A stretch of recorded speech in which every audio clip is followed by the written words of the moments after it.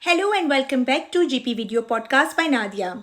So, from today onwards, I would also be discussing with you again short cases which could be interesting for me to share with you. So, today I'm going to share a case with you in which a 50 years old gentleman came to me last year in around, what was the date that he came to me? Around May of 2024. Completely healthy gentleman and had two knee replacements, bilateral knee replacements by the age of 50. He had already done because he had severe osteoarthritis in both his knees, and his job demanded him to be physically active, so he had to get that done. So that was the only past medical history. He had no high cholesterol, no blood pressure, no metabolic syndrome, no diabetes, no sugars, no, nothing that was that could have stood out to me apart from bilateral knee replacements. So he came because he had become 50 and he just wanted to have some baseline blood testing to check, how are his cholesterol, sugar, thyroid, iron studies, vitamin D, B12, folate, all the thorough studies. So I asked him for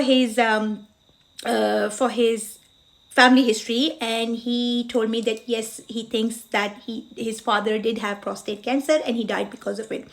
So that was a good opportunity for me. So I said, because you're going to get the blood tests done, do you want to get the prostate specific antigen done as well as a screening test, because you've got family history? And I said, what was the age? Would you remember what was the age when he was diagnosed? He said he must be above 60 when he was diagnosed. So I said, okay, would you like to include PSA in it?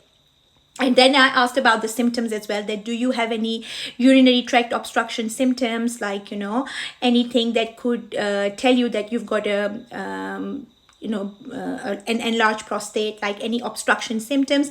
He said, I have got no symptoms whatsoever. But then he agreed because of his family history and because he was getting all the blood tests done anyway. So he agreed to do a prostate specific antigen.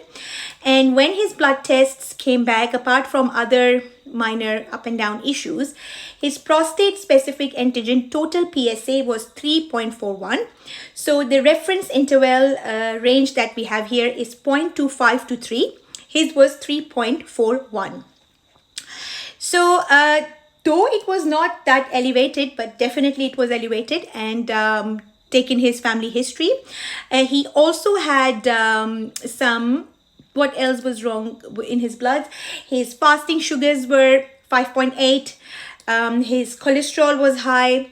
His liver function test was slightly deranged, pointing towards fatty liver. So high cholesterol, the borderline high cholesterol, borderline high glucose, and borderline liver function test showing or pointing towards fatty liver, because he didn't have much history of alcohol intake, very occasional alcohol intake, and also a prostate specific antigen of 3.41. So I decided to go ahead with the CT abdo-pelvis to have a look at his prostate and his liver. Basically, when we did the CT abdo-pelvis, that actually showed the prostate does not appear grossly enlarged, but it is difficult to visualize in this CT abdo-pelvis.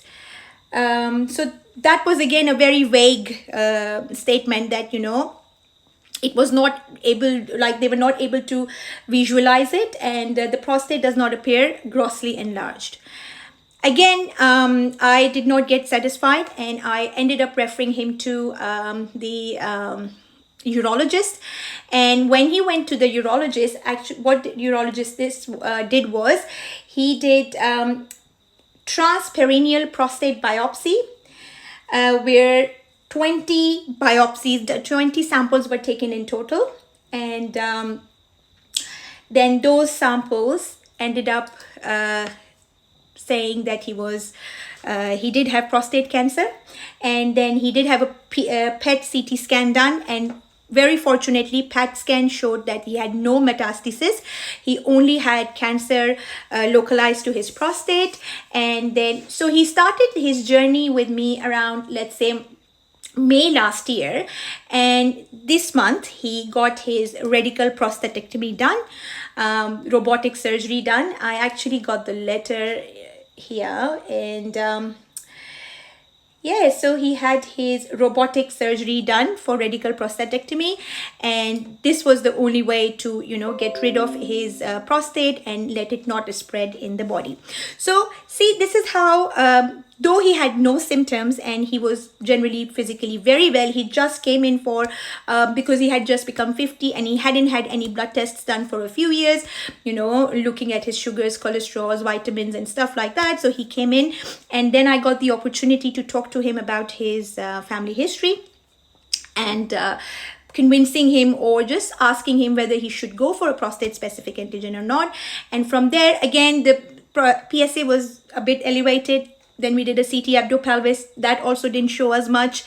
So I thought, no, because he's got family history, he's got high PSA, doesn't matter if CT abdo-pelvis doesn't show us anything, we will still go ahead and get him seen by the urologist. So taken from May till February, he got it diagnosed and he got it removed as well.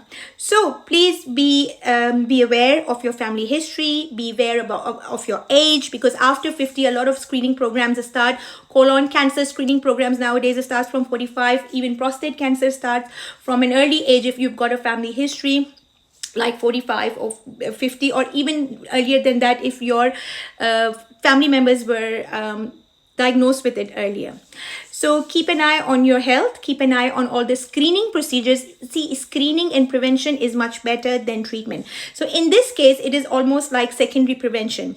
So we did the screening test, we got it diagnosed, and we got it removed. So that was very fortunate, and thank God for that. I'll come back to you with more cases in my other podcast.